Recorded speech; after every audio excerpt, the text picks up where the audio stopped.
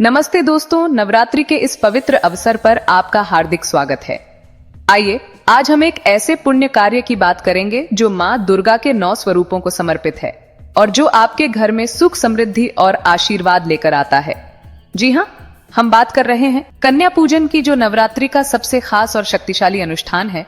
तो तैयार हो जाइए इस पवित्र यात्रा में हमारे साथ जुड़ने के लिए और जानिए कैसे आप माँ दुर्गा की कृपा को अपने जीवन में उतार सकते हैं। शास्त्रों में कहा गया है कि 2 से 10 वर्ष की 9 कन्याएं माँ दुर्गा के 9 स्वरूपों का प्रतीक हैं। इनका पूजन करने से माँ की विशेष कृपा प्राप्त होती है। लेकिन अगर 9 कन्याएं उपलब्ध न हो तो घबराएं नहीं, आप 1, 3, 5 या 7 कन्याओं का पूजन भी कर सकते हैं। बस एक बात का ध्यान रखें कि कन्याओं की संख्या हमेशा विषम हो, जैसे 1, 3 या 5।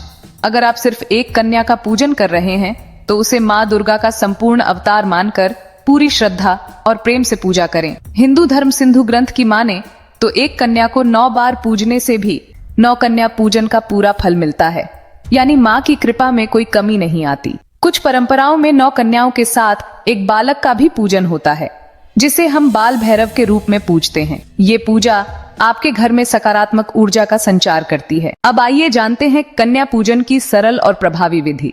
जिस दिन आप पूजन करना चाहते हैं उसके एक दिन पहले उपवास रखें। ये उपवास आपकी भक्ति और समर्पण को और गहरा करता है।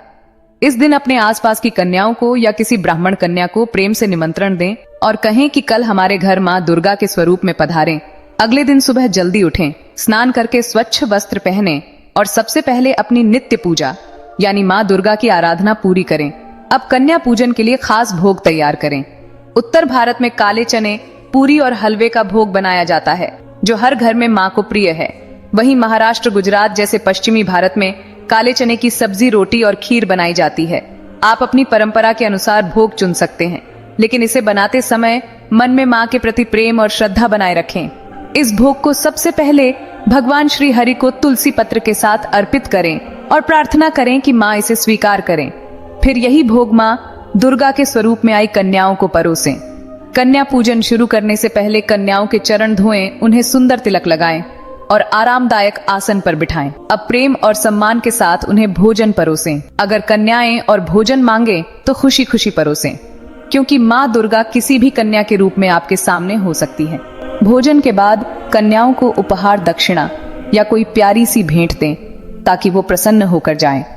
अंत में उन्हें प्रणाम करें और उनका आशीर्वाद लें। ये आशीर्वाद आपके घर में सुख और समृद्धि का द्वार खोलेगा। नवरात्रि में अष्टमी और नवमी का विशेष महत्व है और इन 2 दिनों में कन्या पूजन करने से माँ की कृपा कई गुना बढ़ जाती है। कई जगहों पर नवमी के दिन मंदिरों में यज्ञ, होम और हवन का आयोजन होता है।